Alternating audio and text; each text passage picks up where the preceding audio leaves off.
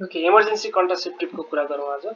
Emergency कन्ट्रासेप्टिभको कुरा गर्दाखेरि they are the contraceptive methods in which the client takes them to prevent from pregnancy after sexual intercourse has happened.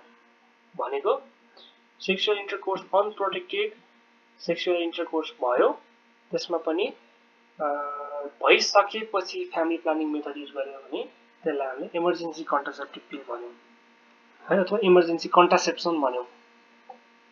त्यसमा different मेथडहरु छ, mechanical method र hormonal method छ। Mechanical मेथडको कुरा गर्ने हो भने हामीले इन्ट्रायुटेराइन डिभाइसहरु राख्छौं। इन्ट्रायुटेराइन डिभाइस राख्दाखेरि हर्मोनल अथवा नन हर्मोनल डिभाइस राख्दाखेरि त्यसले चाहिँ प्रिभेन्सन गर्छ, प्रोटेक्सन दिन्छ। भने हर्मोनल मेथडमा हाम्रो ओरली लिने पिलहरु छ है त, ओरली लिने पिलहरुले पनि के गर्छ त प्रेग्नेन्सीबाट जोगाउँछ।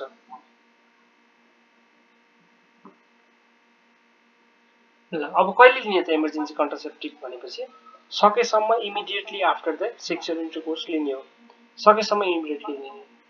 कहिलेकाहीँ चाहिँ आफूले रेगुलर युज गरिरहेको कन्ट्रासेप्टिभ मेथडमा केही प्रब्लम आयो भने त्यस्तो केसमा पनि लिन सकिन्छ। र कहिलेकाहीँ चाहिँ सेक्सुअल असल्टहरु ट्रमाहरु छ भने जस्तो रेप त्यस्तो केसमा पनि युज गर्न सकिन्छ। अब डोजको कुरा गर्दाखेरि हामी के गर्छौं, कम्बाइन्ड ओरल कन्ट्रासेप्टिभमा पनि प्रोजेस्टिन हुन्छ हो, त्यही भएर कम्बाइन्ड ओरल कन्ट्रासेप्टिभ पनि हामी युज गर्न सक्छौं। जसमा के गर्ने त 72 आवर्स भित्र लिनुपर्छ। इट इज एक्टिभ है, progesterone as a emergency contraceptive is useful within 72 hours है। र कम्बाइन्ड ओरल कन्ट्रासेप्टिभ हामीले 0.3 mg को भन्यो भने त्यो कति लिने त 4 ट्याब्लेट्स विदिन 72 आवर्स र 4 tablets after the first tablet है, फर्स्ट 4 ट्याब्लेट्स त्यसरी लियो भने हामीले कम्बाइन्ड ओरल कन्ट्रासेप्टिभकै ट्याब्लेटले पनि के गर्न सक्छौं, प्रेग्नेन्सीलाई चाहिँ स्टप गर्न सक्छौं। तर त्यो रिकमेन्डेड होइन है, रिकमेन्डेड होइन। हामीसँग डेडिकेटेड प्रोजेस्टेरोन ओन्ली पिलहरु छ। प्रोजेस्टेरोन ओन्ली पिलमा 1 tablet should be taken within 72 hours of the intercourse. 72 hours भित्र युज गर्यो भने हुन्छ। यसमा दुईटा थरी छ। दुईटा थरीमा चाहिँ एउटा भनेको 1.5 mg को आउँछ है, 1.5 mg को आउँछ। अर्को चाहिँ 0.75 mg को आउँछ। 0.75 mg को दुई थरी औषधिमा हामीले लो डोज वाला गर्यो भने दुईटा डोज दिनुपर्छ,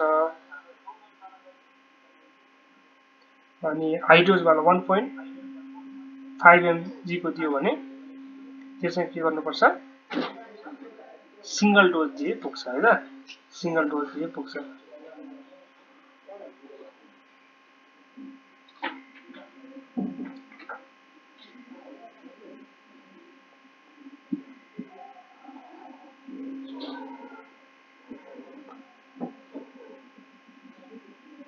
अर्को आईयुडी को कुरा गर्दा हामीले हर्मोनल आईयुडी राख्न सक्छौं। हर्मोनल आईयुडी ले चाहिँ विदिन 5 डेज अफ इन्टरकोर्समा राख्यो भने they prevent the fertilisation and implantation, अनि तिनीहरुले प्रेग्नेन्सीलाई स्टप गर्न सक्छ। फाइदा के त इमर्जेन्सी कन्ट्रासेप्टिभको भनेपछि इभेन्ट भइसकेपछि युज गर्नु पर्यो हैन। After all we have to prevent the pregnancy, त्यही भएर पछि पनि युज गर्न मिल्यो। युज गर्न त्यति डिफिकल्ट छैन है। 72 आवर पिल चाहिँ 72 आवर पिल अफ लेभोनर्जेस्ट्रिल है, एलएनजी। लेभोनर्जेस्ट्रिलको 72 आवर पिल छ्यापछ्याप्ती बजारमा जहाँ पनि पाउँछ, त्यही भएर युज गर्न गाह्रो पनि छैन। Single dose दिन्छौं। 0.75 mg को लियो भने दुईटा डोज लिने, 12 आवर अपार्ट लिने है। 1.5 mg को लियो भने 1 डोज विदिन 72 आवर्स लिने है त। फ्युचर फर्टिलिटीलाई त्यति इफेक्ट गर्दैन unless regularly used.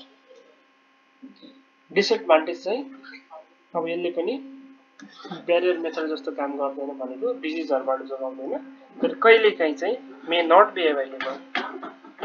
Side effect कुरा गर्ने हो भने ब्लिडिङ प्याटर्न चेन्ज गर्न सक्छ, नोजिया भोमिटिङ गर्न सक्छ, हेडेक एन्ड डिजिनेस गर्न सक्छ, ब्रेस्ट टेन्डरनेस गर्न सक्छ, abdominal pain, fatigue, blood vision यस्ता साइड इफेक्टहरू इमर्जेन्सी कन्ट्रासेप्टिभले पनि गर्न सक्छ है। हाई डोज हुन्छ, अलि लामो समयसम्म बडीमा भइराख्छ। माइग्रेन प्रेसिपिटेट गर्न सक्छ है। प्रोजेस्टेरोनको साइड इफेक्ट भनेको माइग्रेन प्रेसिपिटेसन हो, त्यो पनि गर्न सक्छ यसले। ओके, यति भन्दै हामीले इमर्जेन्सी कन्ट्रासेप्टिभको टपिक पनि सकायौँ। के क्वेसनहरू छ भने राख्नुहोस् है त।